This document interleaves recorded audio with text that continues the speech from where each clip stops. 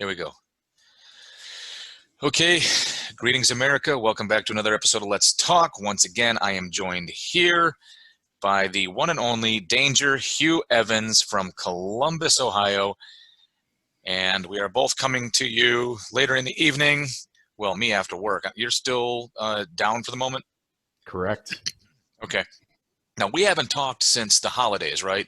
It's like since before Christmas. Yeah. That's been a little while, but I believe that's correct.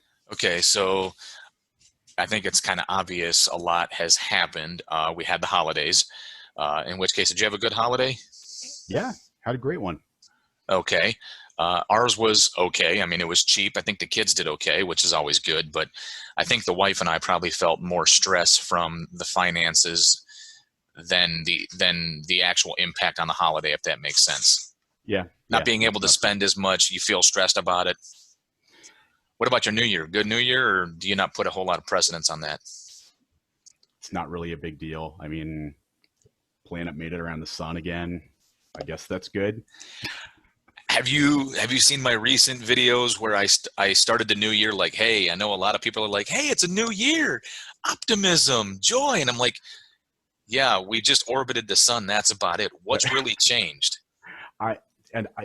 I'm still waiting to see more people actually claim that they have any real enthusiasm for 2021. Like, especially now. Yeah. Now we've really got it. 2021 just said, hold my beer. So. Yeah. Well, I mean, trying to broaden our horizons. I suppose in the recent few days, there's so much we could talk about. It's just whether we should. Now, the last time we spoke, we wanted to talk about education. As I was waiting for us to connect and all those technical difficulties, I was wondering if in the time span of an hour or however long it takes, but preferably right at about an hour, can we talk about multiple topics without too many rabbit holes, but yet kind of have like a start, middle, and a finish? And I don't know. I'm down for whatever. Okay. So I'm trying to remember how this happened because it's been a while, but either I was applying for a job or I may have been watching or listening to something. I tend to put on podcasts, but it's the video version of a podcast, and then I listen to it in the background. And the conversation was somehow had gotten to the point of education. I forget who was speaking, because unfortunately I do that a lot. I'll put stuff on in the background to listen to. I listen to commentary, Mm-hmm. and it had something to do with education.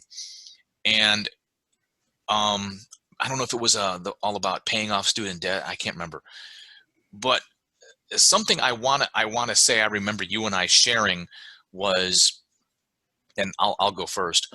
In high school, from at least 90 to 94, when I was in high school, all I remember was like you had to get a college degree. Like the key to success was having a college degree. Nobody spoke about the type of degree. Nobody spoke about what you should study. Just that as long as you go to college for 4 years and you have a bachelor's degree, you're going to be relatively successful. You're going to be so set at that point. Nothing else matters. Study for your SATs, do well on them, go to college, and your life is going to be perfect, man. Let me tell you. Well, being, with the exception of maybe conduct, being what was somewhere hovering around the identity of white trash, or just low income white, I couldn't afford college. And quite frankly, I never looked into scholarships or grants, but to be quite honest, the grades I had in high school were, I mean, average. Every once in a while I would excel, but for the most part, not really. And a lot of it just came down to the fact that at least junior and senior year, I was working, just to sustain, I don't want to say survive, but I was very self-sufficient at the time. So with my background, I ended up joining the military because military recruiters told me, being from Illinois, you'll get free tuition from the state of Illinois if you go to a public school. And then you'll also have the GI Bill. Of course, one thing led to another, and I ended up doing 20 years in the military. While I was in the military, I heard the exact same thing. Oh, get a degree, get a degree. 90% of all employers just want to see that you're educated.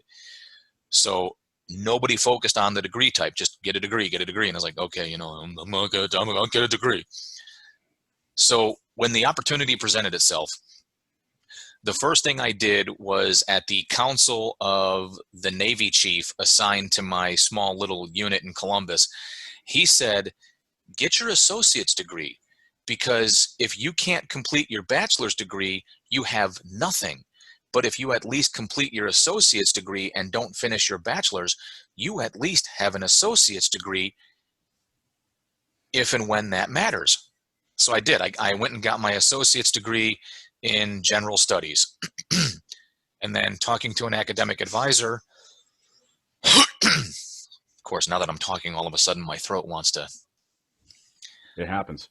Talking with an academic advisor, I was very generic in my approach. And I said, look, I want to be able to retire with a degree. This is my background. This is me. This is how much time I have left. This is how much tuition assistance I have left. And I could explain that, but that's a rabbit hole. And the bottom line was, the university I was going to, American Military University, the advisor basically said, well, you have security management and Homeland Security. And for some reason, I thought Homeland Security was going to be more broad spectrum, because I didn't want to be like Paul Blart. So I thought I'd go Homeland Security. And at the time, they didn't have focuses. Like, they didn't have predetermined focuses. Now they do. So I ended up doing Homeland Security, and I chose specifically to focus on counterterrorism. So,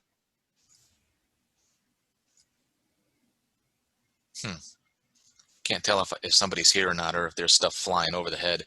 Anyways, so I ended up finishing my bachelor's. I want to say I finished my courses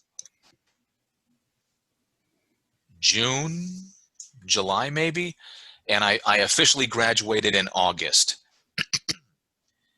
And I was proud as punch. I mean, I was like, I am a legitimately educated man. I have a bachelor's degree, you know. And while that may seem like a long drink for what is inevitably a short drink of water, when we moved to the Raleigh area and I was attempting to gain employment, again, I don't know how much these things impact what, but Barack Obama was still the president, and I don't know at that time who was in charge of the Congress or the Senate. I wasn't really paying too much attention to that. I do know in North Carolina we had a Republican elected governor at the time. And I just moved to the Raleigh area, and I'm thinking, great, I'm a veteran. That's going to reflect highly upon myself. And I'm educated. That's going to reflect highly upon myself. And aside from the fact that as I was looking at jobs, it was very degree specific focused, when I eventually hooked up with this company, Orion International, and by no means, if anybody watches this out of the 5 or 6 viewers I've got, by no means am I attempting to bash on Orion International. Quite the contrary. I sat down with, I think, a retired Navy chief, Navy senior chief, and he was looking over my stuff. Like, he was looking over like my massive file of I Love Dan. And he was looking at my degree, and he was not speaking of it favorably. And on multiple occasions when I dealt with people who were attempting to assist me in the hiring process, or when I went on interviews and people were like, well, Homeland Security, blah, blah, blah. You know, it's like, you know, we're not a Homeland Security job here, you know, because I've interviewed for multiple types of jobs. People, the overwhelming theme, the overwhelming, hang on, my apologies. the overwhelming theme was people were putting down my education. They were making fun of my degree. They were discrediting all of my hard work. With that, are you cool if we pause? Go for it. All right. Hopefully that'll give you some time to gather your thoughts. Yeah, sounds good. All right. I'm going to... Oh, I can pause. All right. I'm going to pause this. All right. I will stand by. Be right back. Okay. Welcome back. So I had monologued there for a moment. Hopefully I said some stuff that was thought-provoking. Well, sure. We can work with it.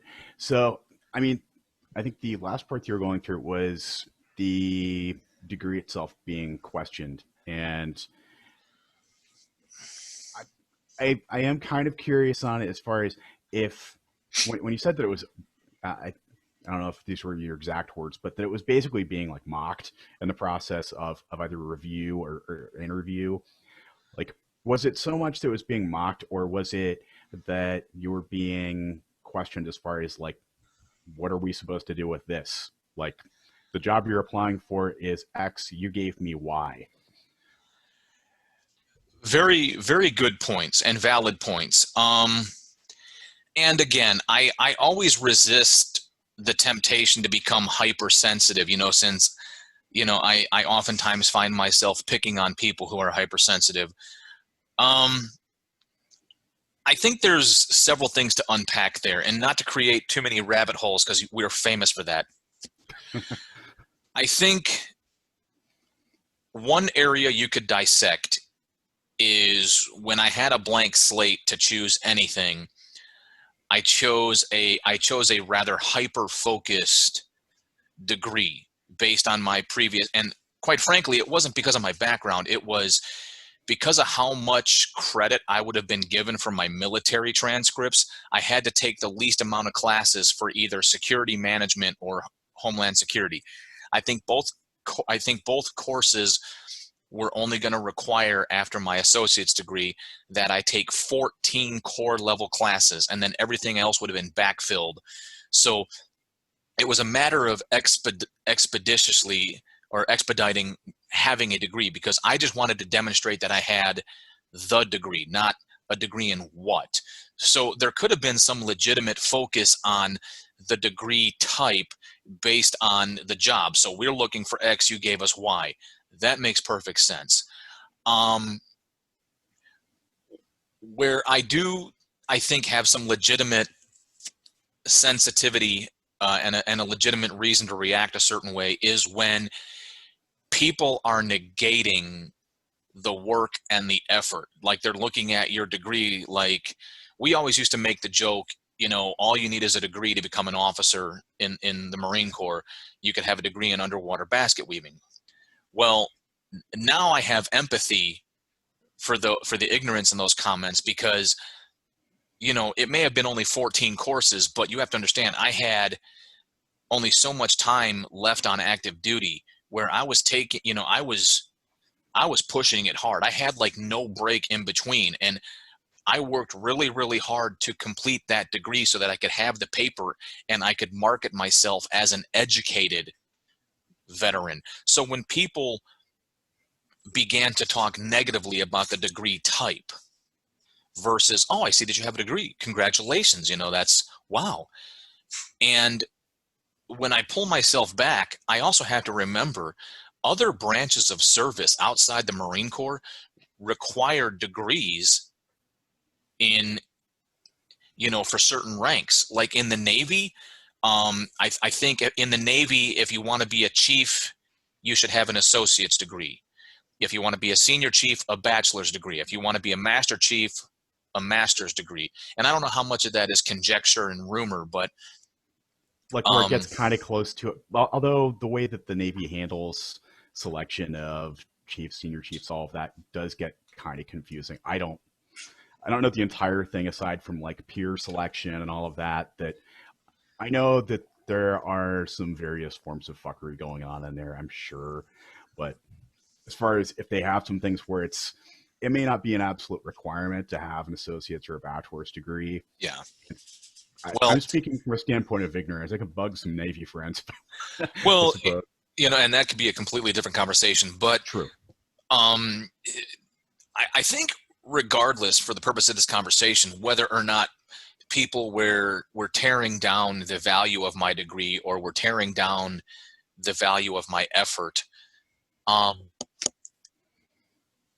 part of this conversation was also inspired by the fact that, there's this rhetoric where today's bachelor's degree is yesterday's associate's degree. If that even, if that. And I was actually, when we were taking that break, I was Googling a few things and looking up, okay, what's the current believed value of a 4-year college degree? And numbers pop up of it's estimated that over the course of your career, you'll make an extra $1.5 million. It varies a little bit. Yeah, you get these different numbers of what it's supposed to give you. That you're going to be more likely to get out and exercise, be more satisfied with life, be more involved in civics. And I mean, I haven't reviewed enough about whether or not all of those claims hold up. The part that strikes me as funny, there's always the element of follow the money. And when you do that part, the story gets really weird because it turns out that on average, it's just an easy bit of arithmetic.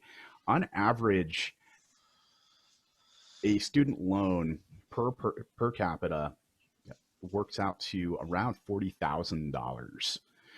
And that's just our average. That's what we have when you crank out all of the math of the number of active student loans and the total amount. Which, when we talk about things like student loan forgiveness, I think the number is something around like 1.2 trillion. So, yeah. So it's a good stimulus worth to have everything covered, but that's a lot to pay down. And then you combine that with, how much am I going to get offered because I have this degree? Take that compared to like working in a warehouse where it's getting very easy to find. And I could find even today, just about any warehouse that I look at a position for entry level, you're probably talking about 15 an hour. See, and I'm always very curious about the cost, the cost of living analysis, because I'm not afraid to talk about it, but I do realize it's taboo.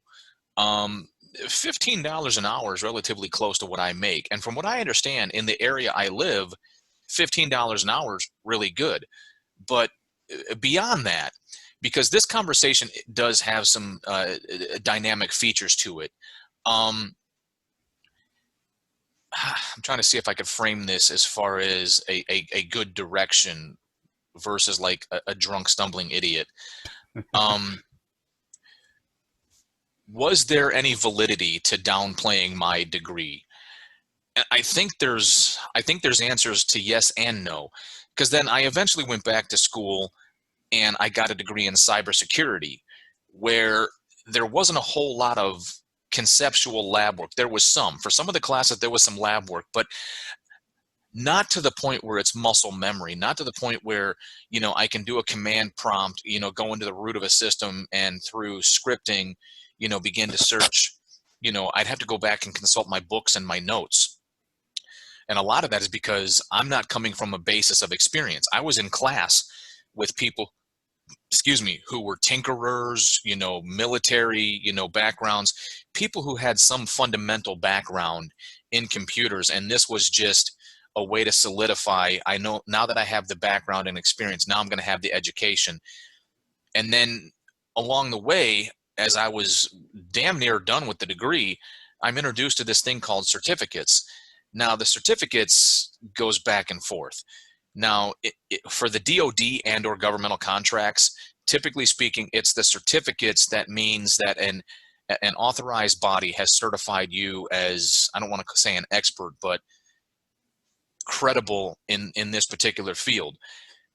So I'm in the process of studying for those. But as I look at these jobs, and this is where, again, I'm not trying to make this overly dynamic. as I look at jobs available in my area, the reason the jobs are available is because the people in the military who have the experience, and because the Marine Corps took over its own network, it's forcing these people to get the credentials, the certifications in order to work on the network, which means they're now certified to work in the civilian world as well. Ironically, it's vanity. It's vanity, it's hubris, it's narcissism.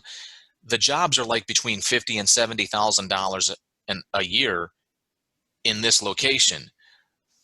But, you know, that's also based on cost of living. They're like, oh no, I can go to Virginia or DC, or I can go to California and make six figures. And it's like, which is the equivalent of $70,000 a year here. Yeah. So, you know, I said all that because I've heard, you know, between Mike Rowe and some other people, you know, the value of a technical education versus a formal education. And then I've heard several other commentators talk about how, you know, colleges are partially to blame because they're creating these nonsensical degree programs, you know, whether it's the equivocal gender studies, or I think one of the memes or jokes I saw not that long ago was, my friend has X amount of $1,000 in student debt pursuing a master's in Egyptology. And since there's no work in Egyptology, he's now going to just back to school to get his doctorate in Egyptology so that he could get a job teaching others about Egyptology. And it's like the cycle perpetuates itself. And I believe that's a very valid point, where colleges, for the most part, exist to make money. In which case, if they can expand the number of degree fields, whether or not there is a job market, why wouldn't they? You know, if there's no demand, create a brand new supply and the demand will create itself. And, you know, it just, and not, you can dwindle this down into, you know, education for even children, because, by the way, we ignored the elephant in the room. You and your wife are pregnant with your first child. Yes, we are. So, oh yeah, that's news since then. Not that it completely matters to this, but we did find out that we're having a son. So it's one of those things where it's like, I'd be happy either way, but yay technology, I get to know, so it's another thing to be excited about. But, you know, now that you have the pending, yeah. you know, the pending, not, I don't want to say dilemma, but the pending responsibility of being a parent, you know, and part of being a parent means, you know, to a degree, educating your child about things that are not taught in school, but also helping guide them along their journey before they are free from the nest. And I think these are all valid points. And I was hoping maybe you can elaborate on your experiences, because I know you've been to college and you've had some experiences from post-college in the workforce. You could say that. Yeah, it's trying to keep this in relatively short form, but ultimately, I through my journeys have ended up with about a degree and a half worth of credits. No actual degree to show for it. I believe I am 15 hours short, technically, of a degree in biochemistry. That's a Bachelor of Science. And of course, thanks to distance, that's another fun thing, is I could knock these out really quickly. 5 classes? If approximately, yeah. 5 3-credit-hour classes?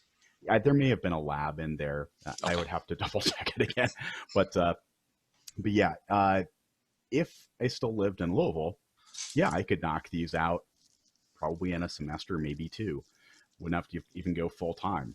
And that would be completed. Problem is, I'm not in Louisville. So whether or not they're willing to accept things like transfer credits for the applicable classes gets very questionable. And that generally has been the resistance in the past. But with all that aside, from my experience, so my main areas of study, ultimately, we want the glossed over version. Started off studying classical guitar performance, moved over into mechanical engineering, then went over into biochemistry. So most of it is technical. I have studied all of the natural sciences, some of them up to the graduate level. And guess how much it really matters? It doesn't. uh, it, at least in my experience, it's something where it's been a point for conversation in some interviews. Some employers have really liked it because they've said, we'd be okay with someone who doesn't have a degree and you've got a bunch of college, and this would actually make a difference. This should make you a stronger candidate. It's one of those things of, mileage may vary on it, that some of them make use of almost none of it. Some of them I feel would be just fine with someone straight out of high school. Some of them definitely gain from having some added maturity beyond high school because, let's face it, 20-year-olds are idiots. And the part that I definitely end up questioning when I've seen it has been when people will go through programs that may be closer to certificate level, it may be associates, and it doesn't even matter. Like, one of the better examples of this from my own professional career has been the time that I spent as a lead pharmacy technician and inventory specialist. That I would see people who would go through these, they were usually in their early 20s, they got out of high school, someone told them, like, become a pharmacy technician. That's where the money is at. It's a good job. And they actually found schools that would provide them with an associate's degree, which you don't need in order to get through. Normally they would have like their national certification, which is something that anyone can go get. You could sign up for it for whenever the next test window is near you. And if you know what's on the test, you can have it knocked out in an hour. And guess what? You are a nationally certified pharmacy technician. I taught countless techs under me how to get through the exam. It's, here are some study materials. It's not hard. And you only need 60% to have that certificate. And then you are good to go through anything from retail up through hospitals. It doesn't matter. But it also doesn't pay all that great. That's something where if you spend like your career in it and you go through a hospital, usually you'll top out at best maybe about $20 an hour. And that is at the height of your career. That's as far as it goes. It's basically glass ceiling. So if you're spending thousands to have a job that might pay you, like, starting, I would guess that right now it may be between like 10 and 12 an hour on the high end, the math doesn't work out. And that's only one example, but it's something that just strikes me as crazy that you can just have things pitched to you of, this is the track that you have to follow. And just from my perspective as one individual, from my experience through life, is that there are things that you can approach from different angles, and that the single approach of, you got to go to college, you got to get a degree, or else things aren't going to go well for you. Now, once I go through the trouble, I'm sure at some point I will actually complete either this existing degree or some other offshoot of it. That's absolutely part of my plan. But seeing whether or not that has some enormous impact on how much I actually earn and what I can accomplish in life. And it's like, wait, so will taking a few classes, will that actually elevate things into an entirely different level? It just seems crazy. From the portion of biochemistry, there are lab positions I've looked at where I just wouldn't have anything to do with even applying, because they would say, this requires a Bachelor of Science in Chemistry. You're going to be cleaning test tubes. That's going to be your job. You don't need any qualifications like that to start off at that level. But they're saying, guess what? We're going to get you in at the entry level. You're going to clean test tubes, and we will give you $12 an hour. Good luck paying off your loans with that. Well, so that brings up a great point. So when I kind of gave my little mini biography about my education, I kind of told it from the perspective of oh, woe is me. But I'm a big fan of accountability and taking accountability for your actions. I did go through the steps that I went through. Like, I consulted with an academic advisor, and I was very clear that I wanted to complete the degree. And, if I was accepting the victimhood mentality, I could say, well, the advisor, didn't, discuss any further options as far as longevity, blah, blah, blah, the job market and growth, which every once in a great while I put on my victim hat and I get all pissy about it. Same thing. The guy that inspired me to get into cybersecurity, it didn't discuss any greater details as far as, like, this degree is great, but I can't hire you unless you have certifications. The certifications are this. So, at the end of the day, I still had the ability to do my own research and find out the viability of these degrees and these jobs. And I also had the ability to do some research and figure out which degree would have not only been universal, but like most flexible, whether it's business management or whatnot, or even a leadership studies. Because, one of the ways I've tried to market myself is, hey, I'm a veteran. I may have done this in the Marine Corps, but every day wasn't get up, get out of bed, track down bad people and shoot them. For the most part, I dealt with people. So I have a unique perspective from a leadership perspective. And maybe if I'd have done more to find a degree that balanced that versus, my first degree was on, Homeland Security, where I focused mainly on choosing courses that were dedicated towards counterterrorism. So I studied up on terrorism, which, as you can imagine, even though the name might change, it seemed awfully repetitive over the course of 14 classes. I guess we're going to talk about extreme Islam. And same thing with cybersecurity. I could have done more research, into the world of, computers and cybersecurity. So I do take accountability with that, because I think what we're also seeing is this excessive celebration of victims. Oh, woe is me. I got my degree, but I can't get a job. Some of it I think can be somewhat legitimate, and some of it gets to a point of excess. But I think an interesting question, not that I'm saying we're going to get to the bottom of any of this, but just an interesting question is, how much things really matter for, uh, let's say, advisors. Usually advisors, it's part of their job, and I don't think it's a part most of them really like. It's like, here, you're doing this, you're a professor, and because you're in this department and you're not tenured yet, you're going to be an advisor for people with last names ending with whatever through whatever, and you will help them with these things. We'll show you the tools. You can evaluate the credits, and then once they're close enough, you can pass them off. We just don't want to have to, waste time hiring other people for something that you can do in your spare time.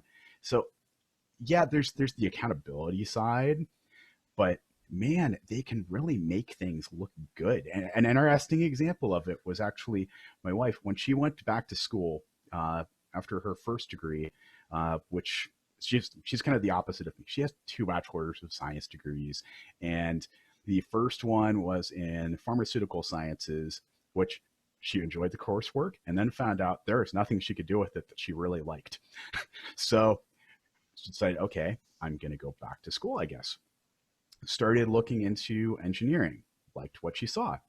And so you'll get through so many of your early portions of that coursework, and then they'll say, okay, what kind of engineer do you want to be? Like, you've done well enough with these, so here are your options. Well, coming from pharmaceutical sciences, they had just come up with this brand new option, and this one sounded sexy: biomedical engineering. Dude, that sounds like money right there. And it was really hard to get into. In fact, she didn't get into that one. But the interesting part about it is, at the same time, that degree was completely unaccredited. So if you get that, an employer, especially in a field like engineering, would easily be able to come back and say, we only want someone from an accredited institution, and this degree isn't accredited yet.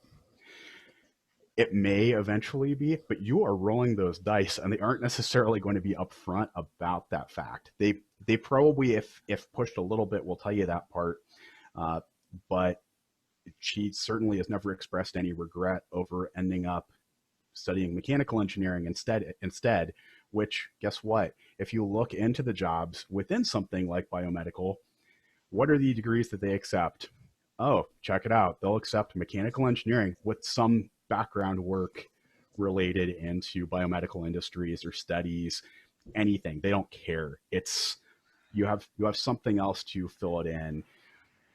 And Yeah. I mean, Well, I think that I'm probably going on longer than I intended with that part, but well, no, I mean, you kind of strike a contrast though, because you're kind of hitting on the same thing as far as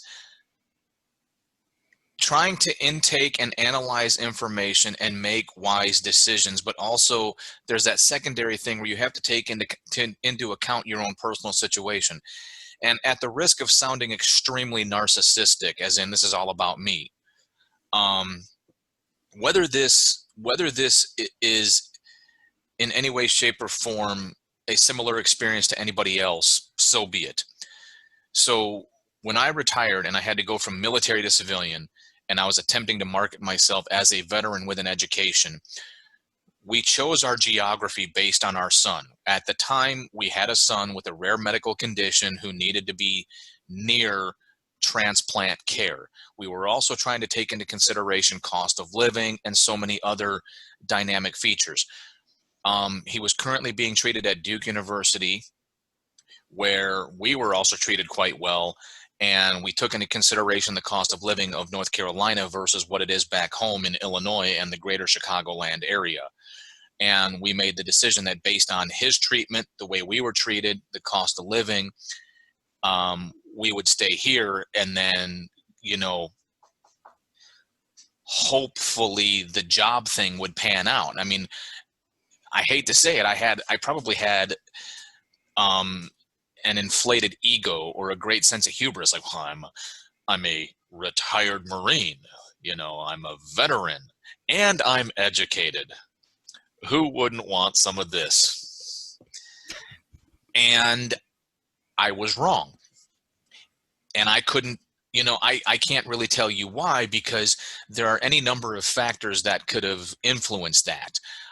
Now, I know on a couple of occasions, on a few interviews I went on, thanks to Orion International, as well as Indeed and Career Builder. I don't know if you've made that mistake of creating a profile on Indeed and Career Builder, and then people just started getting a hold of you for these like random ass wacky jobs. Of course. Okay.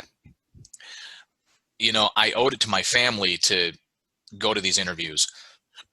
And, on at least 2 occasions, aside from being called a baby killer, there was at least 2 occasions I can remember where specifically the HR rep was very kind and very courteous. And some people are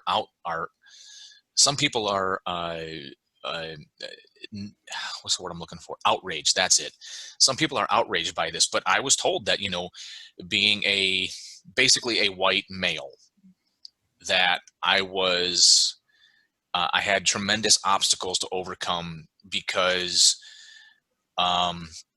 whether the company was attempting to diversify or because companies are encouraged to look for more diverse candidates, that would be an obstacle for me to overcome. And whether that had anything to do with the president at the time, I don't know.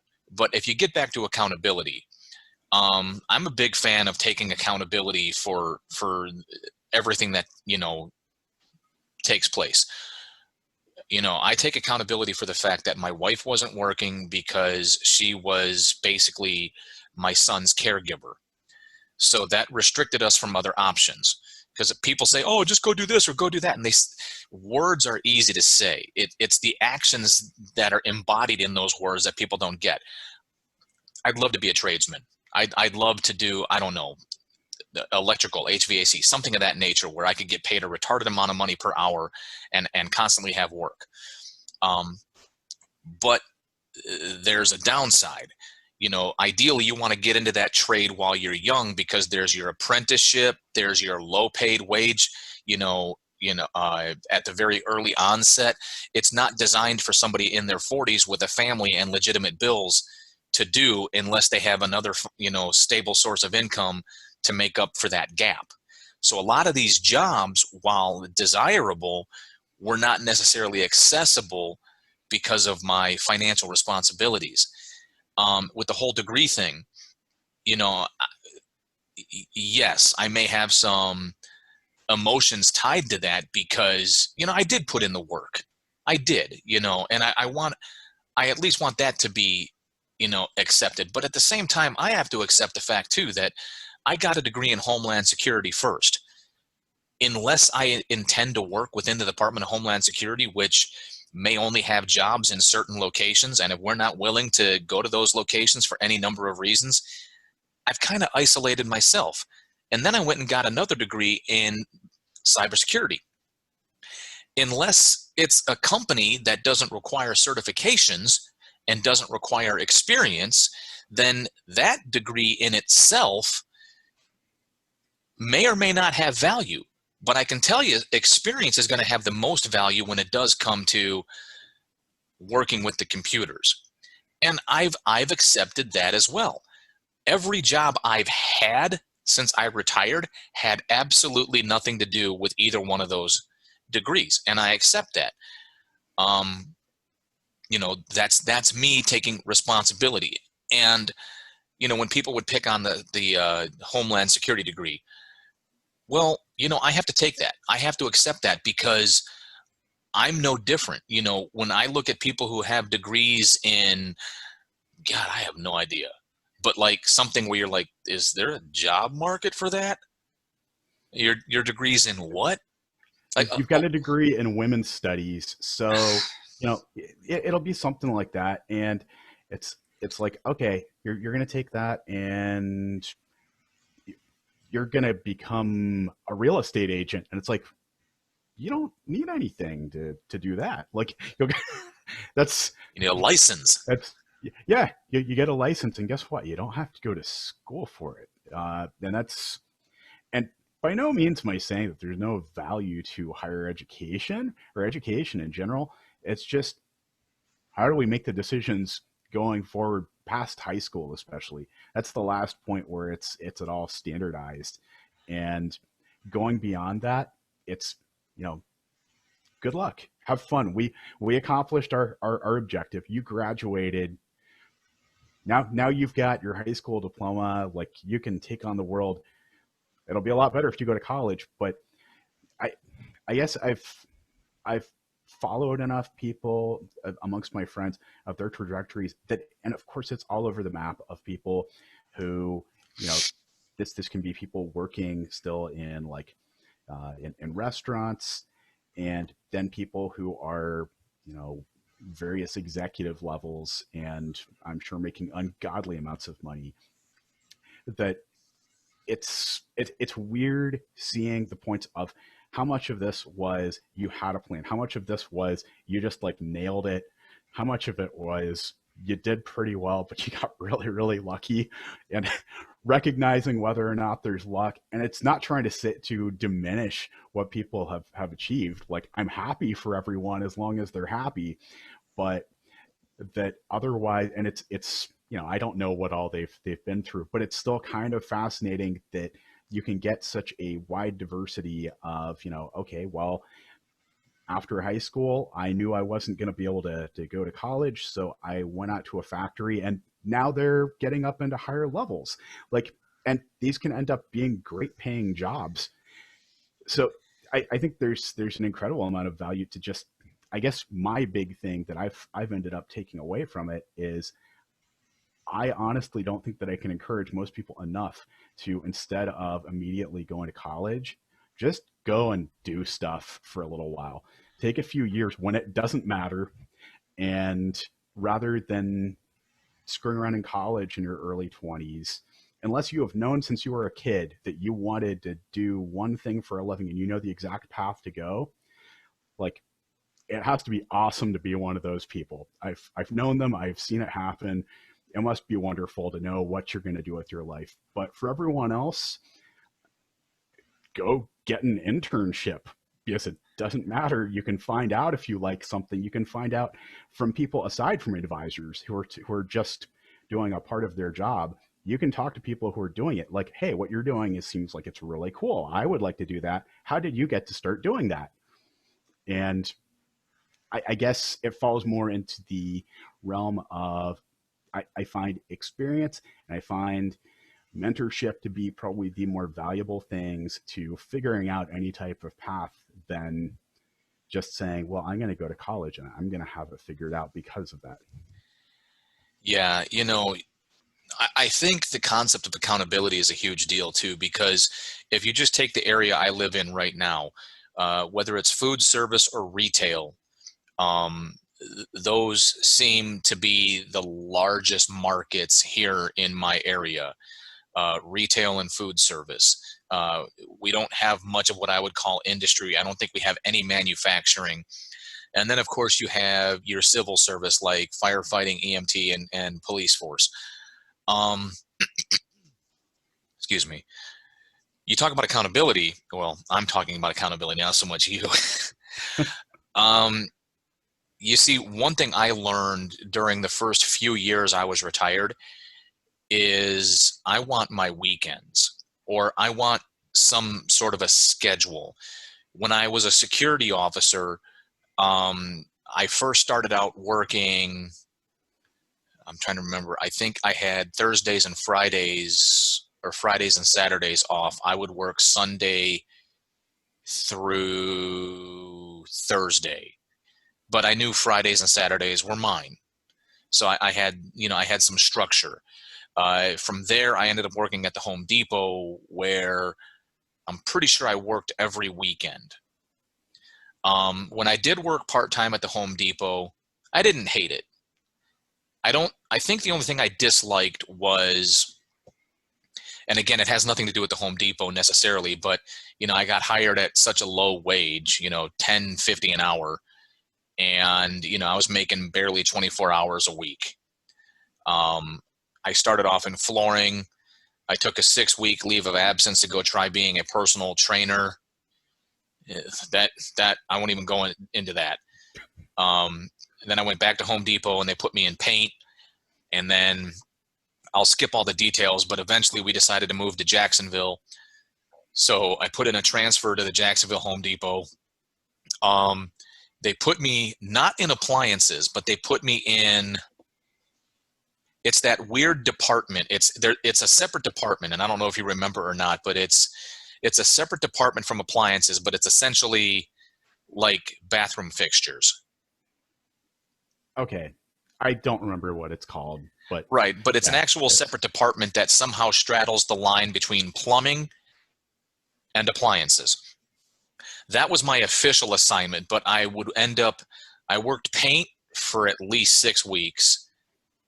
I worked flooring on a case-by-case basis because I knew flooring. And then I would work in appliances, but technically I think I was scheduled for that department. But since there's not much to do on 1 to 2 aisles, you end up hanging out in appliances. And then I eventually became the kitchen designer before I got the job I have now, which is a VA benefit advisor. Between that entire journey, the only job, I'm probably messing this up horrifically. The job I have now, I got through networking. I met a guy at Cub Scouts with our sons. He had this job. He told me there was an opening. I knew the boss. We had served together, and through that kind of networking, I got this job. This job pays decent. It's not going to break the bank, depending on your other financial situations. For me, being the head of the household, and this is the largest source of income, I'm not taking any trips to Disney. I do have the weekends off. It's the equivalent of 9 to 5. I really can't complain about that. It's a relatively rewarding job because, we get to deal with service members, so that's great. The only downside is everything I spoke to you previously with the whole contracting nonsense, which that's not necessarily the job. It's just a part of the job itself that really sucks. And the fact that because it's restricted due to the contract, there's no real incentive. There's nothing to work towards. There's no promotions. There's nothing to work towards. And we don't make enough, in my opinion, to take money out of our own pocket and contribute to the available retirement account when, you know, the VA could fire this contractor and then your retirement account is bunk. But, you know, it just is what it is. And, you know, I accept accountability for my actions. Do I wish things were different? Of course. I wish the college I've graduated from 3 times now had systems in place where they were networked with employers and they were actively working with those employers to try to get alumni, you know, placed, you know, because trade schools do that.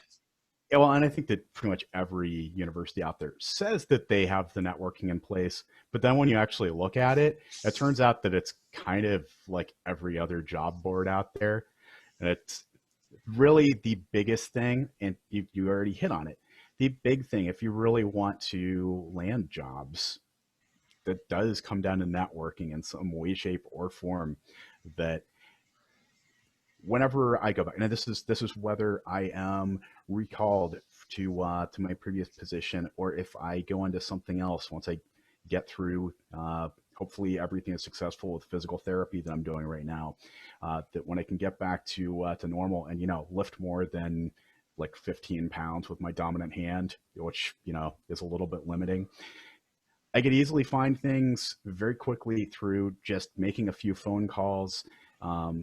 It's allowed me to be oddly picky. Like when you mention things like not wanting to work on weekends, yeah, I value my weekends, and that's something of a personal choice. That could I find other jobs as well if I would be less picky? Yeah, but do I really want to be competing with like some 20-year-old who doesn't care when they work? Like they don't have any other portions of structure to their lives, and you can put them on swing shifts. They don't care. Like it's just going to be, oh, you know, I'm making okay money. That's the only priority in my life. Whereas it's very easy, especially as you start getting a bit older, that you want to be able to have your set times that, you know, I know that this time is going to be off. Like, I don't think that there's any, unless it's limited to things that are very specific of, hey, this is a period of time. Like when I've been in warehouse environments, this is peak season. Like we are going to need you to have mandatory overtime. We're going to be working 12s for the next week. All right, whatever. You know, there are times that some of that you at least know when you're signing up that it's going to happen. You might occasionally have a weekend pop up, but otherwise, do I get very spoiled personally for the whole thing of like the current position, the one that I've been laid off from? I went into my interview and flat out said, I'm not going to work on weekends. Real quick, just to back up. Yeah. And again, if it's too personal, just say we're not going to talk about it. You, in previous conversations you'd made, and whether these were recorded or not, you had made mention to an injury. I don't know if that's an area you want to discuss, recorded or not. Yeah, I can talk about it. I don't think that there's too much that I'm going to get into that would be a problem with it. But what I'm trying to make is the distinction between, were you laid off because of COVID or because of something else, or are you temporarily out of work because of an injury sustained on the job? All right. So technically, everything will say that, and it will reflect that that I was laid off due to a lack of work and due to COVID. That's absolutely what everything says. And as far as everything is concerned from a legal standpoint, that is, to my understanding, what it is. There were very few people retained. The most of the ones who I know who were definitely are well qualified. I'm not going to get into anything as far as if there may have been any odd preferences on it from that end. That part I'm not even going to worry about. I was only with the company for a few months before we went into this current layoff, uh, and the timing of it, yeah, it ends up it's hard to separate it in terms of whether or not it's coincidence that from injury to point of layoff, which the timing of the layoff call was absolutely outstanding. I was coming out from a hand specialist's office in a cast, having found out that my initial diagnosis through workers comp was absolutely wrong. That rather than, oh, it's just tendonitis, it'll get better in a few days, like you just sprained it, to, oh yeah, it's fractured, dude. You're going to be in a cast for like a month, which does throw a wrench in things. On my way out from that, being called up and told, oh yeah, so I have an update for you on what our employment situation is going to look like, and we are going to have to lay you off, and that's awesome. It hasn't even been 2 weeks since I was injured, and I mean everything about that. This could be another fun one to get into. I can go on at length of how the workers' comp uh, system functions and how broken that is. Of Because I actually had a return to work from. I had originally been told by the person who diagnosed me incorrectly that you can't go back into work definitely for a week, like nothing. Right. And I pushed up against that. That's what got me the referral to the specialist, who said, oh yeah, so we'll put you in a cast. You can go back to work tomorrow. Well, that had me one day short of a week. If I had been off for a full week, I would have been paid for that whole time that I had to miss work. But because I wanted to get back to work sooner and be productive, that's something that will always blow my mind. Why is it that it seems like there are so many mechanisms in place to screw you over because you wanted to work, because you wanted to work harder and you wanted to Yeah. stay productive, that it's no, you need to stay down. Like, and if I had known the system, would that have made a difference? Like, it might have influenced me to be like, you know what? I wouldn't be getting paid my normal, like, full-time pay for that. But if I had just scheduled that appointment for a day later, I would have been paid for that whole week. Like, that's Yeah. it's No, it's one of those things where I can't really feel all that bad for the employer at that point. yeah. So we got together at the office on Monday uh, to figure out the way forward, and I won't really get into that right now. But Monday we got together at the office to kind of discuss what's been going on, what we all know collectively, and what the way forward is going to look like. And it's still, quite frankly, a bit of a poop show. I mean, there's some details I'll spare you from because it's not really good for the viewers, the 5 or 6 that do view this. But yeah, it's good to be back at work, but it's definitely a challenge, and yeah, it just is. The whole education piece, it's, we've each had our own personal journey. If I had to kind of make some culminating remarks, I would say that there's a fine line between choosing something you're passionate about and choosing something that you can use, because you could, if you have the ability to pursue an education, you can educate yourself about something you're passionate about, but then you also have to accept the consequences and the responsibility that comes with it, whether or not that leads to a productive career field. I think it's a fine line fine line. I disagree. I think it's a dangerous precedence that certain elected officials are trying to set with this concept of education as some sort of a bartering tool when it comes to voting. And previously, when I wanted to discuss this, I had greater talking points in my head, but that was like, what, 2 to 3 weeks ago? Yeah, it's been a couple of weeks easily. Yeah, and I've kind of forgotten it. But basically, it's this weird dynamic where, okay, there's education as a broader topic, and specifically post high school education.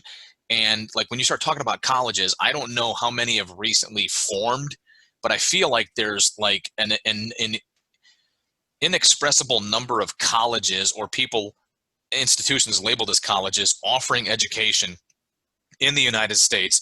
In which case, what's essentially happening is you're with certain elected officials talking about trying to either make it more affordable or basically give college away or excuse debt or whatever the case may be. We have to take into consideration it's not who's producing the degree. All right, let's remove that from the equation. All right, it's, you know, I think that's a different argument in itself, but you're potentially talking about increasing the number of college educated people. From there, because it's the world we live in, you then have to start weeding out as an employer what specific degrees you're looking for in a potential candidate.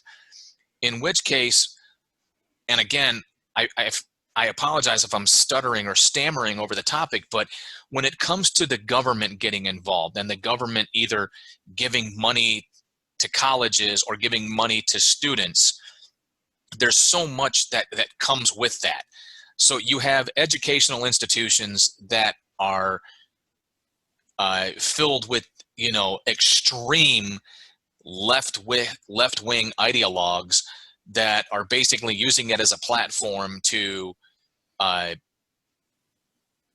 transmit their ideology, if you will, and try to demand conformism.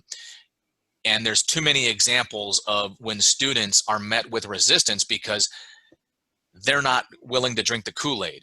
And that's one piece of that pie. So you have the societal behavior and the potential socio-political behavior on campuses. That's just one piece. Then you have the fact that, you know, now we have so many potential degree fields and we're churning out so many degreed personnel. People have to accept the fact that you might have a non-worthy degree, you know, based on whatever it is you're trying to get into, you know. And just to kind of speed this conversation along, you may have pursued gender studies, to which there's currently no career field for that. But what I think is disingenuous is whether it's a generational thing or not, it's this demanding, this demand. I think that's the simplest way to put it, is this general concept of demand. Well, I want my college paid for, therefore I demand that my college is paid for. I want to study this, and I demand that I am compensated by a job based on my degree. Well, in that simple statement alone, we have completely and utterly removed any and all individual accountability, whether it's accountability for your student debt or whether it's accountability for the fact that you studied bullshit and there's no career path for a degree in bullshit. Although Therefore, when everyone is telling you up to that point that it doesn't matter what the degree is that you get, it's just that you have it, and that they will play that to no end. I mean, and I think that's all just a result of, yeah, dude, like it's all a result uh, of the whole college prep system and how that came to be, which ultimately that was all stuff that was, it was very like second half of the 20th century. Like, I mean, it's easy to track exactly how all of it happened, and you can trace it back very cleanly. Of, guess what? World War II happened. Guess what came out of that? What put you through college, Dan? Montgomery GI Bill. And so you've got everyone coming back. You've got pretty much every able-bodied male had been out and served. They were entitled to the GI Bill. They made use of the GI Bill. They became ridiculously educated. They were highly successful. And so what did they tell their kids to do? They were following that same part of, I went to college, I had more opportunities, I was more successful. And like the logic tracked at that point. I really honestly believe that at that point it's still tracked. And I think that it worked for the boomers. But then it's that generation after, of which I think we both kind of land within, of Number of degree what is the, programs. what do we do? You get all of those, and this isn't even getting into the number of, when you talked about the number of colleges that have popped up, the number that are online only, where it's, yeah, that's they're not accredited for anything. Like, you might be able to get something for it, but whether or not there's anything good about it, if it actually has value, and I think that's a big part. If we're going to look into what what people are really within the accountability portion, there's what the students assume within that, but the part that's completely removed are the universities, where if I could invest in universities just based off of, if there is something that was indexed off of tuition rates for an in-state school, oh my God, I would throw money into that account, because it will outperform the stock market. It doesn't make any sense at all. It's not even close to inflation rates.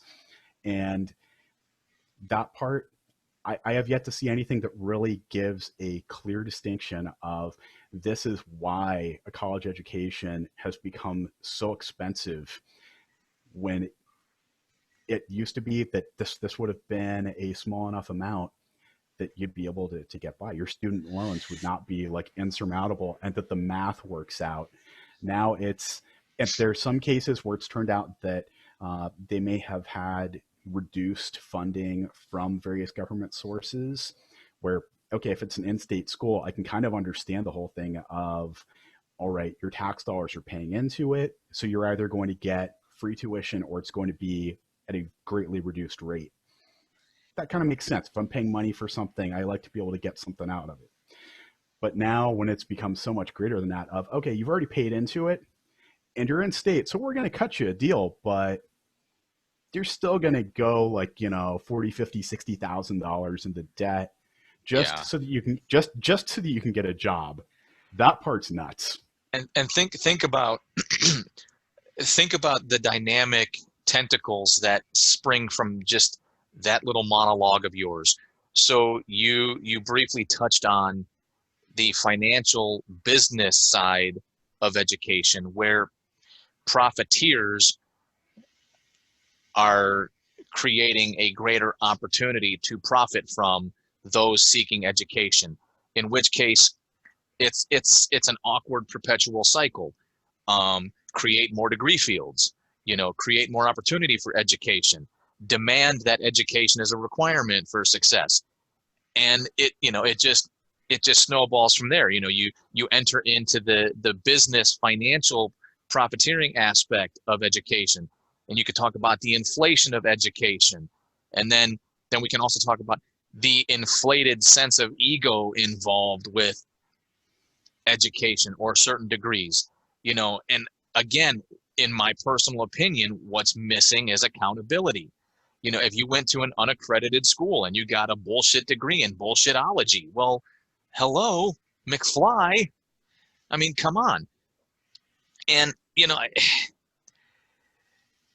that's why I'm, not to toot my own horn, but, I'm kind of glad I opened up the way that I did, because I remember feeling not shame, but I remember feeling a sense of insult when, people were not speaking favorably of my first degree, when they were not speaking of it highly, because to me, all I could hear was, motherfucker, I put a lot of goddamn hard work into that fucking degree just so that I could have the piece of paper to impress you cocksuckers, because growing up, all I ever heard was you had to have an education.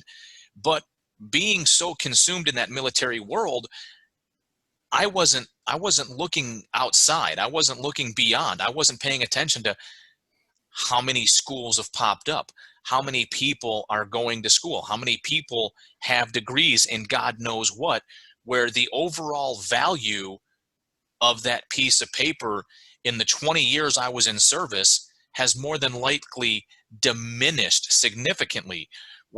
And you talked about the boomers, the number of colleges for the World War II veterans and Korean veterans, the number of educational fields of study, we're limited. So therefore, when you impose the word limit, it creates this sense of rarity, in which case rare makes things valuable. When there's a surplus, things tend to lose their value. Like when flat screen TVs were brand new and they were rare. I think I've got a 42-inch television down in my basement. I paid probably $2,700 for back in 2008.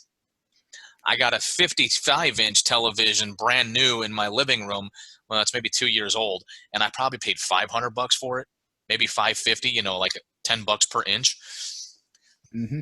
So I think there's a lot to be said there, and I apologize. I know I've been monologuing for a while, but I think some of the things that you said, though, brought up some really good points, because those boomers, as you put them, when they went to school, though, they weren't getting degrees in jackassery. At least, and this is going to sound harsh, but like the least academically challenging of those probably got a degree that allowed them to be a teacher, in which case they were teaching. And these were the teachers that we used to fear. These were the teachers that were allowed to fail you. All right. And this was a generation back when we would bring home report cards and we would get yelled at, not vice versa, where the parents then go marching into the school and start yelling at the teacher. And I felt that. And I don't want to go much further on that, because I want to leave that for an opportunity for us to discuss being a parent, especially with you having parenthood on, pending. But I felt that because now with the advent of technology being so heavily immersed in our kids' education, there's a lot of room for error, which, it'll probably be worse for you by the time your kid's in school, but there's too much opportunity for error when you're using technology, because, you might skip a kid on an email or something. I don't know. I think some of that is just a little bit of the same of what has always gone on. I mean, whether it's missing someone for an email or, some kid didn't pass their sheet back to the desk behind them. I don't know. Like there's always gonna be room for stupid, I guess. But yeah, I mean, I would say it's kind of a logical extension. I guess the part that'll be really interesting for me to watch is going through with everything post-COVID, what things are going to look like. I guess I could go into this in terms of education and employment, of how much are we going to be moving away from more and more in a way of physical locations, and the balance even in schools of, are people really wanting to be, are they thinking more that their money goes towards, like, their tax dollars is going towards basically daycare that has school involved, or is it the part of the actual learning they care about? Because that part, I think, kind of got exposed a little bit more just because of COVID, that everything gets shut down. You go online and suddenly, like, the big concerns are, okay, there are all of these underprivileged youths who do not have access to enough meals. So we need to, like, start funding food trucks to go out to neighborhoods to, like, make sure they can eat, and that the parents don't have enough for daycare. Like, that there's a lot more going on than just the education part of it. And that's, yeah. I mean, from a societal standpoint, it's kind of, it's certainly exposing a flaw within our society of, how, what parts do we want to allow people to pay for? This is where I can end up getting into weird stuff of even stuff like voucher systems and whether or not that's okay. Like, part of me wants to say, sure, these are your tax dollars, you can do what you want. And part of me says, I don't know if that's really going to be totally all right, because now you might be taking funding away from something that it should be going towards. It's a slippery one. You remember our 3-part conversation where I feel like we were having a tremendous amount of difficulty with it because we were trying to always be cognizant of the amount of social currency we have to spend when it comes to talking about a topic, because I've looked it up numerous times, and the general consensus is people that are not white cannot be accused of racism. So the only people that can be accused of racism are white people. And numerous sites that provide information like that, the vast majority of them agree that's not categorically accurate, but that is the socially accurate. Here's why I bring that up. So I'm a big fan of accountability. And, you know, speaking of education, right? Like there's been, I don't know how many commercials or even political conversation about education in either lower income and or neighborhoods where there's not cultural diversity. Simplest way to put it, because apparently nobody else matters but black. Because I don't ever hear about the Native Americans. I don't ever hear about Hispanic neighborhoods. It's always the focus on black, or they try to use that big, huge, you know, paint sprayer and use people of color. And they're always talking about, you know, lack of this, lack of that, lack of this, lack of that. And I never hear accountability. And I realize how horrible I could potentially sound, which is why I always try to reiterate the fact I have calluses, emotional calluses based on my experiences in life. My experiences at the Ronald McDonald House, and then more importantly, my experiences doing Toys for Tots handouts and participating in the overall Toys for Tots in the Columbus area. And what you see specifically when it comes to Toys for Tots is you have people who have fallen on hard times. They're the 10 percenters. You have people that, you know, life was trying to throw them a curveball and they got hit by a pitch. And they're so injured they can't take their base. That's a horrible sports analogy, but you get my point. Is there are some legitimate 10 percenters that, like, just, you know, life is throwing them some adversity, and like for the sake of kids, they don't want the kids to be impacted by the adversity as much. But the overwhelming majority of people I dealt with during Toys for Tots is the sum total of some really, really shitty decision making. And you know, it's another part that it plays in the same way as when I was talking about my the injury that I'm currently dealing with.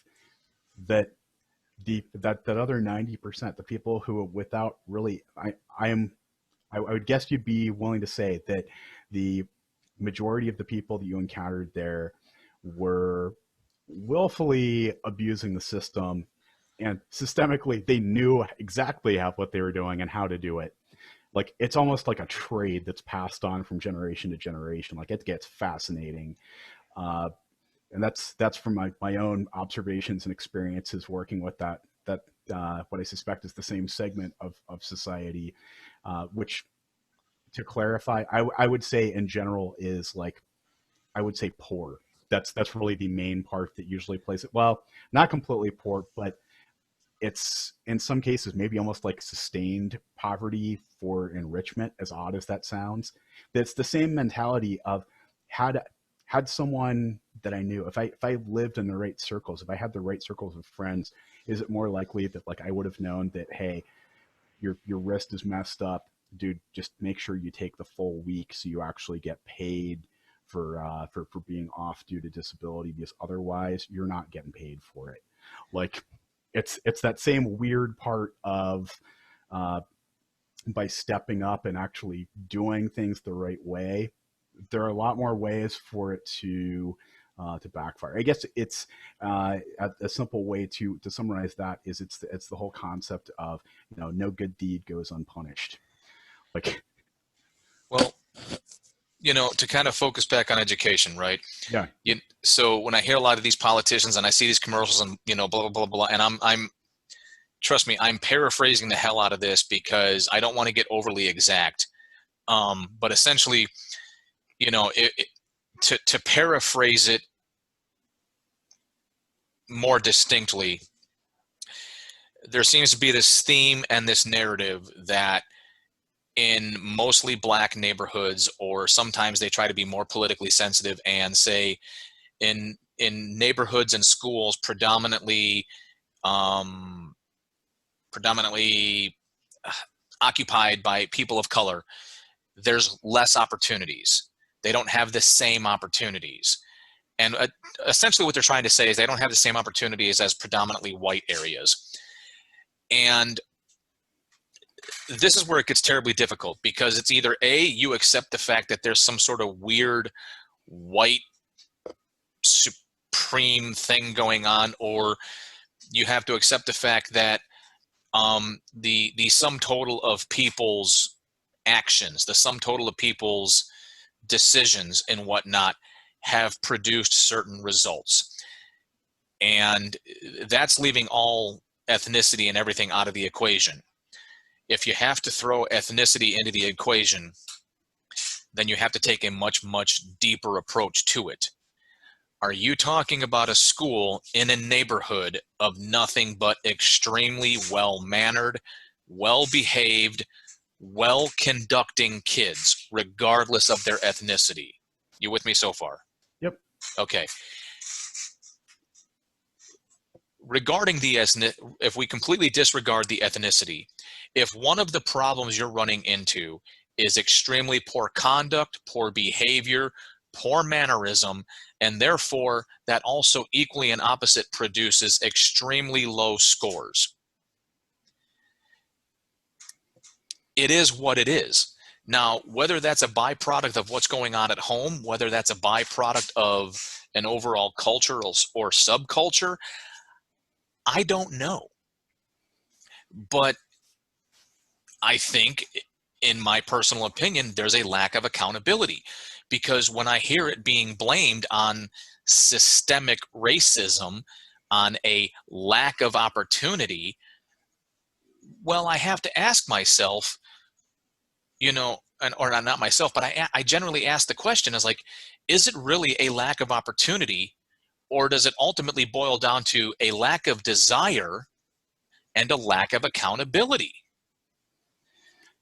How much of it, the big part I would be questioning is also motivation.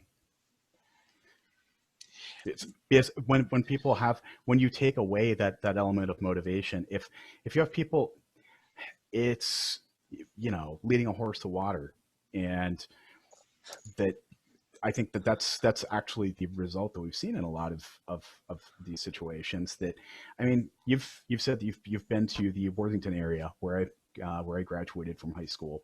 Well, actually, you said you had some speaking engagements at Kilbourne, right? So you know the area. It's like a very like middle class to upper middle class area, and the interesting thing to me, so it was that way the whole time that I went through it, through that system. And that was between 1986 and 2000, that I went through the Worthington school system. And then it was years after, so I had been out to college and came and returned, and then I find out these really fascinating parts of, like, there are problems that my elementary school, for example, started having, related to students and funding, and it's because of the proximity to Section 8 housing, and that suddenly there was more of a need for things like there were more meal vouchers going out. Teachers were having a harder time with their classes, and so like the actual scores for the schools started dropping. And do I want to sustain a cycle of poverty? No. Do I want poverty to be that this, and this is where it gets like tricky, is okay, so we don't necessarily want people living in the streets. Everyone still has access to education, and that's based off of where you live for where your district is going to be. And yet you can still not really want the whole situation to be coming up of, I worked hard to get where I am, to be where I am currently, and to be located in a desirable district, only for someone to decide that, okay, we're going to start doing this Section 8 housing thing. We're going to start making it easier for, and this, it can apply to Section 8. You can apply it to busing. You can apply it to really pretty much any time that there's been some government involvement in it of creating the opportunity. But what was the overall impact? I guess I haven't seen too much on that before of like, what was the end result? Did more people come out of it as it being a beneficial experience, or did things stay the same, or did they get worse overall? See, I hear what you're saying, and I like what you're saying because it gives me an opportunity to work with. So I remember being poor, all right? Definitely having less than a lot, but I've been fortunate where I had more than some others. Having low income, to include being on Section 8, is not an automatic requirement for having low conduct and low performance. Okay? Take a kid, regardless of gender, regardless of pigmentation. Just because you're Section 8, just because you're living on benefits because of unforeseen circumstances, perhaps, some unforeseen circumstances happen to your parents, or maybe your parents just made some really, really bad choices and they are the quote unquote sum total of their decisions and they're at where they're at. Regardless, just because you're in that predicament doesn't mean that you yourself have to repeat the cycle. All right. So Worthington Kilbourne, just because you're Section 8 and you're going to a relatively decent school doesn't mean that you got to act like a jackass. Okay, that's where accountability comes in. And all I keep hearing is this concept, if you will, that we're reducing and limiting and preventing opportunities to people in lower income areas and whatnot. And, if educational funding is a matter of scores, all right, I don't know how it works, so I don't think it's fair for me to pretend to have a conversation on how that actually works. But, like there used to be this big thing about why are so many foreigners, or why are so many, non-whites, or why are so many other people getting scholarships and whatnot? Well, because it's worth it. If an Asian or an Indian kid is going to get a scholarship to Harvard and is going to benefit from it because they're going to be a straight A student and move on to things, then why would I give it to John Smith white kid, silver spoon, or John Smith white kid who's just going to party up and be a frat boy? So take that concept, put it onto education. If there's a low income school that's part of a low income district and the kids all perform poorly, not just academically, but their overall conduct, their overall demeanor, that's not a lack of opportunity. That's a lack of accountability, and that's a lack of individual performance. I haven't even mentioned at all ethnicity, gender, anything. Just because you have minimal to low income is not an automatic diagnosis for piss poor conduct, piss poor behavior, and piss poor performance. If, God forbid, certain conduct and behaviors and performance are indicative with a stereotypically induced form of culture, if your culture is perpetuating a stereotype because that's been culturally acceptable, that is not a denial of opportunity. And then when I hear them trying to manipulate the outcomes so that it looks as though the opportunities were provided, but like lowering scores or lowering standards or whatnot in order to increase outcomes versus increased opportunity.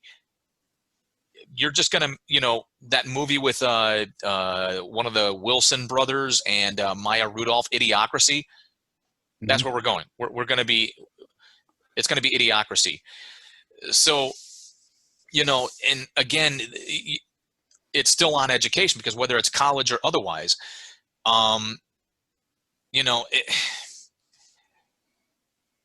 it just, I hate to say it, but it is what it is. You have to understand the full meaning of the word opportunity. And to me, we keep addressing this concept of opportunity when, for whatever reason, it's not politically acceptable to talk about and discuss the concept of accountability. Instead, it seems lately we're just going to put it off on the, we're going to assign accountability to this systemic racism that perpetuates white dominance. And I don't believe in that at all, because I happen to be white pigmented. I happen to have, come from hard times, and, have been through some more recently hard times, and have not completely, come out of those hard times. I may have gone back to work, but I haven't received a paycheck yet.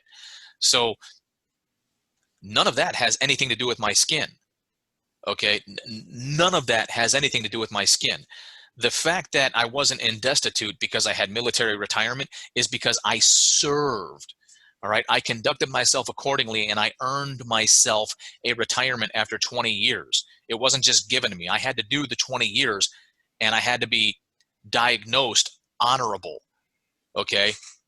I had to apply for retirement, which when you apply, there's an answer of yes or no. My disability, I've earned my VA disability from beating my body over 20 years in the service. All right. That was all I had during the layoff. None of that has anything to do with skin color. All right. When you file for disability with the VA, there's no form that says, oh, and by the way, before we make our decision, what's your pigmentation? There's none of that. You know what some of the factors they use to determine selectability, prejudice, if you will? They look at personal awards like Purple Heart, Bronze Star with V, Silver Star, or higher. Awards for heroism. Those are some of the prejudicial factors the VA uses. Chances are, if you earned yourself a Bronze Star with a V, or a Silver Star, or anything higher than that, if you survived, you may have suffered some injuries. If you have a Purple Heart, combat wounded. So again, I apologize if any of that sounds narcissistic. It's just, I'm believe it or not, I'm actually borrowing from a guy named Jocko Willink, who was a Navy SEAL commander, and he talks about extreme ownership. And I've listened to him a few times, and I've always kind of had that thought, and I've kind of always agreed with it. But that's what it really is we're creating narratives, and we're creating concepts in order to deny what is essentially accountability. I think there's, at the very least, there's an element of truth to that. And if you disagree, this would make it so worth it. I'm trying to think of a good way to pull off, like, really properly disagreeing with it, because I don't have any issues with. I believe that accountability is a good thing. I think the awkward part for it, and this is the part that's mind blowing, is that ultimately we start saying accountability, and we end up in the position that we get into, seems like halfway regularly doing this, that it's okay, how do I say accountable and not just have someone say privilege or racist or any combination of those things, that it's, oh, you're just saying that because you've only existed within your within your world of white male privilege, and therefore you're blind. Exactly. Like I have no idea of anything else that's going on in the world, or anything even near me. It's like, no, I definitely am. But there's totally that big part of just having accountability and being able to say, hey, your kid is screwing up. This teacher does well for everyone else. What's wrong with your kid? Like, we can offer the following things to help remedy things, but then for parents to be able to just as easily, because I don't feel like when I went through school, like it was this whole thing of having almost like an appeals process for everything, or being able to just sue school districts all the time. That, yeah. And of course, what do people end up referring to that as for the school districts? It's holding them accountable. But but it's holding someone accountable for something that it's wanting someone else to be accountable. It's deferring it one way or another, I would argue. Yeah. Well, it's funny, we kind of delved into the racial equality, a racial topic just a little bit, because I think there's a narrative surrounding education at a lower level. At the higher level, that I can't say, because, you know, we had previously talked about the historically black universities, which were founded strictly because blacks were denied the opportunity to seek education at normal institutions. These institutions weren't, I don't recall that they were designated white per se, but black Americans, and possibly, I'll just say black Americans, because we don't have like historically Mexican or historically Latino colleges, and we don't have historically Asian or historically anything else. We have the HBUs. And if I'm not mistaken, they're all located in southern states. I could be wrong, but I think they're all located in southern states where the overwhelming majority of segregation and or racial anything took place. And I'm curious if there's the opportunity for a sense of black nationalism, black pride, also known as, you know, said a different way, racism towards non-black people, is being allowed to thrive in these settings. Because if you created a university based on some sort of sense of nationalism, like an Irish university or an Italian university or an Asian university, I think in that setting, you'd be hard pressed to prevent the opportunity for some sort of ethnic nationalism and racism to ferment. It'd be a fascinating situation if that had taken place. Of if you had something that decided to establish some type of exclusivity based off of some other national origin. And although I guess it's not really a completely fair comparison, I'm not sure exactly how to unpack the rest of it. Like I can track where you're going with it, but I don't.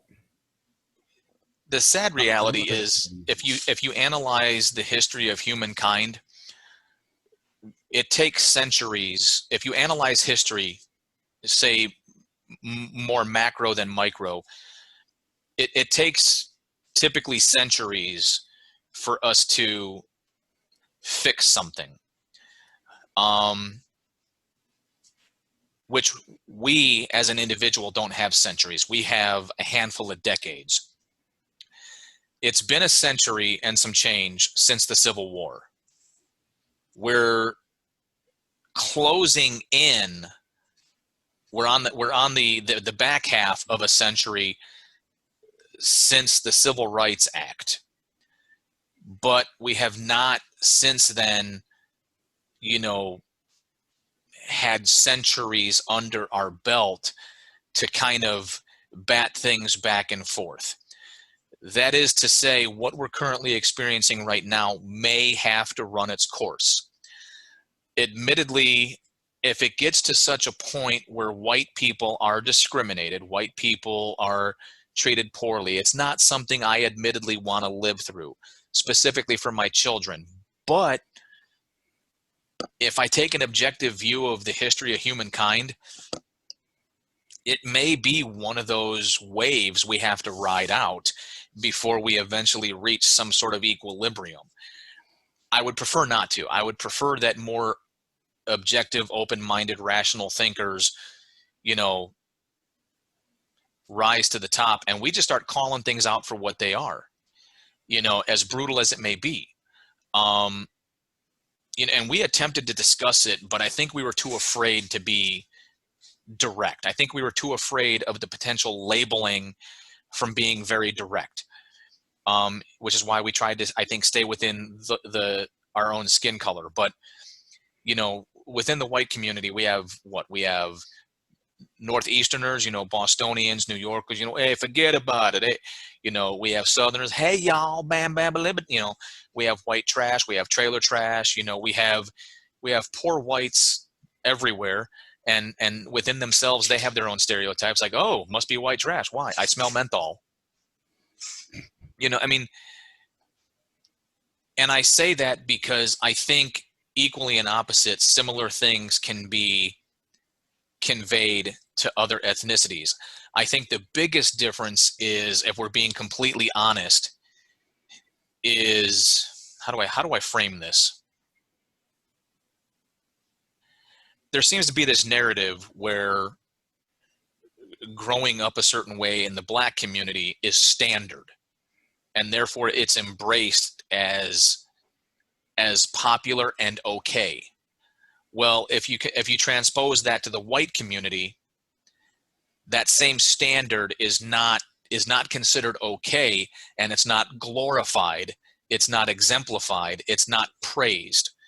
I don't know if that makes any sense to you, I know without where getting too specific and I risking. well, yeah, I think I see where you're heading with it. That it's, and I think that most people would see where you're heading. That it, yeah, as far as like what's what opportunities exist for you, what does society expect from you? Like, how do you go from point A to point B? Like, what are things to aspire towards? And that certainly your behavior does enter into that. The things that you can do, and I mean this as you get back into stuff like race, the things that were available to if we're going to focus specifically on Black community, that's where you end up with the whole thing of, okay, you're going to go into like sports or entertainment, and like you'll end up hitting on those, and those are all left over from still just historically uh, what has happened. And this is stuff that yeah, if we're going to look at how long it takes for most things to settle themselves, when you talk about something on the order of a century, it's about right. The number I've usually heard is anywhere between 2 to 3 generations for anything to like show up as an actual change within society. That it's going to be about that length of time, uh, and that's something that we I don't think that we can really easily avoid. And we've certainly talked about it before, that this is where, when society does start calling it out and they start saying, hey, we need to change this, that you can say it, and it's really easy to say, and it's easy to pass laws and to say we've changed it. But then for it to actually really show up as a change at a real societal level, for something that anyone would be able to walk into the situation and say, oh yeah, this is better, whatever we did, it changed to what we thought it was going to. And yeah, it probably took like 50, 100 years. And that's with things going halfway quickly. That's with everything else being in your favor. And that's a part that I at least, and I hope that I'm wrong with it, but that's something that, if people start being able to accept change more quickly, and that we're able to evolve more quickly as people. But at least my experience thus far as a human, uh, it's just how long stuff takes to play out, and it sucks. But it's just that's just acknowledging reality, Yeah, at least as far as I see it. I think if I had to try to sum things up in the most eloquent way that I could, and I'm not sure that I'm going to succeed, but a lot of what you hear today, and let's just focus on the educational piece of it, as far as the denial of opportunities, or this, that, or the other. And sure, if you want, we can pull the whole racial thing into that as well. I don't really want to have to go back to that one again. I don't plan on it, but essentially a lot of the accusations we're hearing today, and I think accusation is a good way to frame that. A lot of the accusations we're hearing today, I don't think have any validity. I don't think that there's any substance. I don't think that there's any legitimacy behind them. And here's why I say that. You're also talking about a generation of people making these accusations that have never legitimately experienced it. Rewind. If you attempted to make the accusations we hear today, if you made those accusations in the 60s and the 50s, specifically in certain geographical areas, and maybe elsewhere, you would have had a tremendous amount of legitimacy. You would have had a tremendous amount of evidence to support these accusations. And we're talking in the later half of the 19th century, all the way up until the 60s in the 20th century. Post 1965, we are now in the third decade of the 21st century. I don't think those accusations have anywhere near the validity that they did back then. And I also notice nobody who lived through it and legitimately experienced legitimate adversity, you don't hear from any of them. What you're hearing from is like their grandchildren or their great-grandchildren claiming to suffer the exact same or worse experiences of their grandparents or their great-grandparents. I find that to be tremendously illegitimate in the 21st century. And it's something that I don't believe would track for really much of any groups. It's kind of fun. Like if I stop and think, like if I try to apply it to myself, and I tried to say anything about what my people go through based off of like the experience of my grandparents, I can't speak for them. I can't say that I lived through any of the things that they did. I've heard stories. I have some idea of what certain time periods were probably like.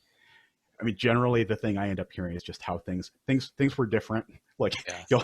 you'll hear that one a lot, but that it doesn't hold up the same way for all people, which is kind of it's an interesting point that that if you're gonna talk about the whole thing in terms of social currency, if you're having to make claims about things that it's very questionable that you ever experienced them, or you can't speak to some part of it, or you can't even point to something clearly that, you know, this is still going on in some way, shape, or form, then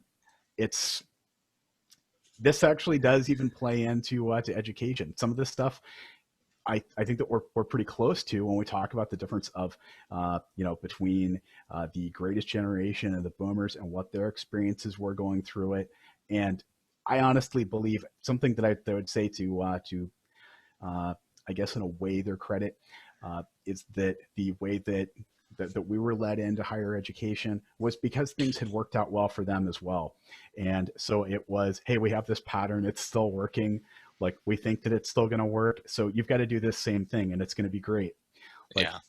And I guess that whole thing within generations, that maybe that holds up to a lot more parts of society than I've really thought about too much in the past. Well, clearly we delved into an area we both identified as rather uncomfortable. It's not that we don't have opinions, and it's not that we don't have a passionate opinion about the subject. We're both very leery of the social currency we have to spend on the topic. And for that, maybe we should just stop it right there. This has been fun. We still haven't really found a topic we disagree on yet, but maybe we'll get there.